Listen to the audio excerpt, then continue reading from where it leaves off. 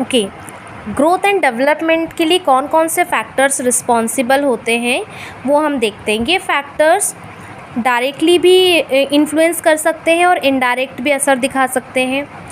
तो उसमें सबसे पहला जो है वो है हेरिडिटी। हेरिडिटी का मतलब होता है जन्मजात, हमें अपने माँ बाप से, पेरेंट्स से, हमारे दादा परदादाओं से कौन से कैरेक्टर्स जो हैं विरासत में मिले हैं, उसे हेरिडिटी कहा जाता है। जिसमें कि ज़्यादातर फिज़िकल डेवलपमेंट जो होता है उसमें सबसे ज़्यादा इन्फ्लुएंसिंग फैक्टर है हेरिडिटी। जैसे हाइट, हेल्थ, फूड हैबिट्स कैसी हैं, आपका शेड्यूल कैसा है ना। तो ये सारी जो होती है हेरिडिटी होती है ग्रोथ एंड डेवलपमेंट के लिए। जैसे होता है ना, किसी किसी की फैमिली में ओवरवेट लोग होते हैं, तो बच्चे भी जो होते हैं उनकी फूड हैबिट्स ऐसी अगर हो तो वो भी बहुत जल्दी वेट गेन करने लगते हैं। तो ये हो गया आपका हेरिडिटी, पहला फैक्टर। सेकेंड फैक्टर है एनवायरनमेंट। हेरिडिटी और एनवायरनमेंट ये दो ऐसे फैक्टर्स हैं जो आपस में एक दूसरे से लिंक हैं।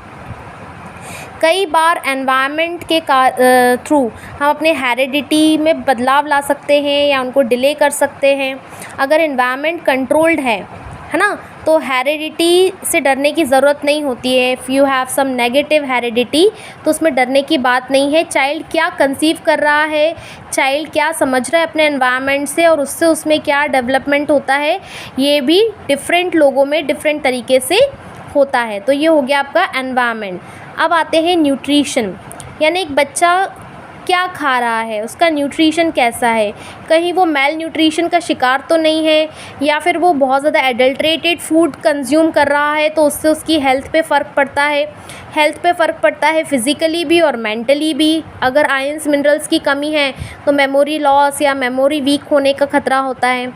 नेक्स्ट फैक्टर है आपका सेक्स। सेक्स मतलब जेंडर, गर्ल और बॉय। ऐसा बोला जाता है कि जो गर्ल होती हैं वो अपने एडोलसेंस के टाइम पे, अपने एडल्टहुड के टाइम पे ज़्यादा रैपिडली ग्रो करती हैं फिज़िकली, और बॉयज़ जो होते हैं वो ज़्यादा करेजियस होते हैं। It may be due to some hormones, है ना, जो हॉर्मोन्स होते हैं मेल फीमेल हॉर्मोन्स, उनके कारण ऐसा होता है। फिर है अर्ली स्टिमुलेशन। ये भी बहुत ही इम्पॉर्टेंट फैक्टर है जो कि डेवलपमेंट में बहुत इंपॉर्टेंट रोल प्ले करता है। जैसे आपने देखा होगा छोटे बच्चे हैं, छोटे बच्चों की किताबें आप देखोगे तो बहुत सारी उसमें इमेजेस होती हैं, ड्राइंग्स होती हैं, कार्टून्स होते हैं।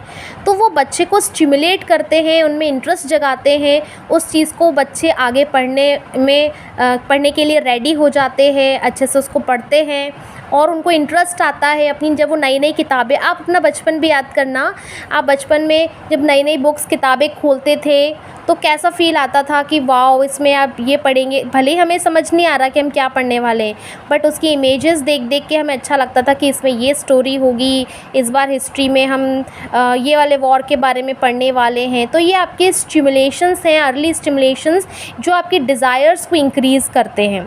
तो ऐसे बहुत सारे स्टिमुलेशंस होते हैं, ठीक है, जो कि आपकी डिज़ायर्स को, लर्निंग कैपेसिटी को बढ़ावा देते हैं।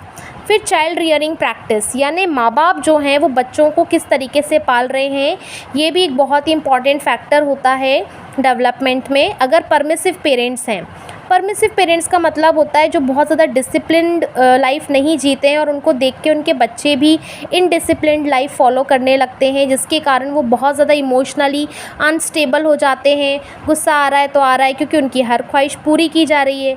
बच्चों को सिर्फ पेरेंट्स क्या करते हैं, बच्चे बस चुप रहें, शांत रहें, उनकी हर इच्छा पूरी करने लगते हैं, ठीक है। कोई डिसिप्लिन नहीं है, बच्चा देर से सो के उठ रहा है तो देर से उठ रहा है, क्या खा रहा है, अगर उसको बहुत ज़्यादा चॉकलेट्स पसंद हैं तो माँ बाप को लगता है कोई बात नहीं, बच्चों की इच्छाएं नहीं मारनी चाहिए।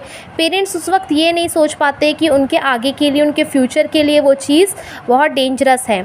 तो ऐसे पेरेंट्स जिनकी लाइफ में कोई डिसिप्लिन नहीं होता, बच्चों की लाइफ में भी डिसिप्लिन नहीं क्रिएट कर पाते, और इस तरह के बच्चे जो हैं वो कभी भी अपनी रिस्पॉन्सिबिलिटी नहीं उठा पाते हैं। इमोशनली उनका कंट्रोल बिल्कुल पुअर होता है और ये जनरली अंडर अचीवर्स होते हैं, लाइफ में कुछ बहुत बड़ा कर नहीं पाते और ये सिचुएशन से भागना चाहते हैं, क्योंकि हर चीज़ इनको इजीली अवेलेबल हुई है। जब इनकी लाइफ में स्ट्रगल का टाइम आता है तब ये उस सिचुएशन से भागना चाहते हैं। और डेमोक्रेटिक या फर्म पेरेंट्स जो होते हैं, जो टाइम टू टाइम फ्रीडम भी दे रहे हैं और टाइम टू टाइम स्ट्रिक्ट भी हैं, और वो बच्चों का पूरा देख रेख रखते हैं कि अगर हम बच्चों को पैसे दे रहे हैं तो वो पैसों का क्या इस्तेमाल हो रहा है वो पूछते हैं कि क्यों चाहिए। हर चीज़ बच्चों को ईज़िली अवेलेबल नहीं कराते हैं। इस तरह के बच्चे जो हैं वो शुरू से ही अच्छे स्ट्रगलर्स होते हैं और हमेशा कुछ स्ट्रगल से पाने की इच्छा रखते हैं। इनमें बेटर पर्सनल क्वालिटीज़ होती हैं, सोशल एडजस्टमेंट बहुत अच्छा होता है। तो ये हो गया factors that are responsible for growth and development of child. और ये डायरेक्ट और इनडायरेक्ट दोनों ही तरीके से अफेक्ट करते हैं डेवलपमेंट को, ठीक है।